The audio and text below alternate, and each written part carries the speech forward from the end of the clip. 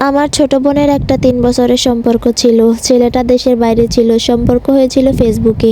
ছেলেটার বাবা-মা ছিল না। ছিল না বলতে ব্রোকেন ফ্যামিলি তাদের। তার বাবা-মার সাথে যোগাযোগ ছিল না।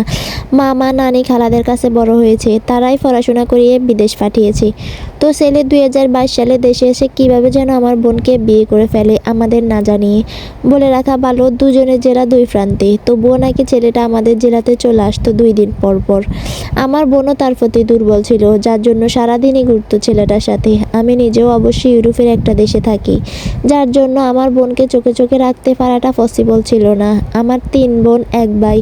আমার ২ বোন বড়, তারপর আমি, তারপর হচ্ছে আমার এই ছোট বোন।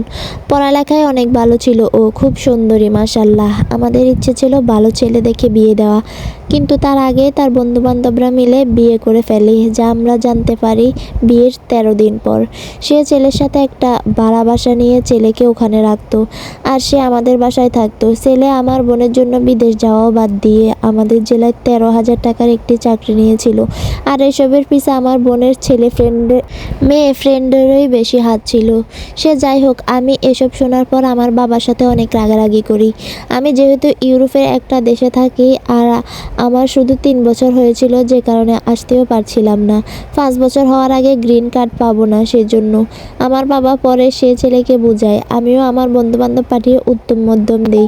তার আগে পিছে কেউই নাই, তাই সে ঝামেলা করবে না জানতাম। কিন্তু সে এতটাই পাগল ছিল আমার বোনের জন্য যে পুলিশ আসার পরেও সে আমার বোনকে ছাড়তে চায় নাই। জড়িয়ে ধরেছিল এমনভাবে যে কেউ ছাড়াতে পারতেছিল না। যে কোনোভাবে ছাড়িয়ে ছেলেকে ১০ দিন জেলে রেখে আমরা ডিভোর্স করিয়ে দিই, আর ছেলেকে বুঝিয়ে তার জেলাতে পাঠিয়ে দেয় পুলিশ। যদিও পুলিশ অনেক টাকা নিয়েছিল এইসব করতে, সে যাই হোক। তারপর আমার বোনকে অনেক কষ্ট করে বিয়ে দিতে, কিন্তু ঘটনাটা জানাজানি হওয়াতে অনেক ভালো ছেলে পাচ্ছিলাম না। এই কোরবানির ঈদের ২৩ দিন আগে আমি দেশে আসি, বিয়ে করি। গত ২ তারিখ রাতে যখন আমি আমার বোনকে ডাক দিতে গেলাম, তখন দেখি সে পাগলের মতো ফুপিয়ে ফুপিয়ে কাঁদছে। আমি ওরে জিজ্ঞাইলাম, কেন কান্না করছো? সে আমাকে জড়িয়ে ধরে কান্নাই করে যাচ্ছে, বলার মতো শক্তি পাচ্ছে না।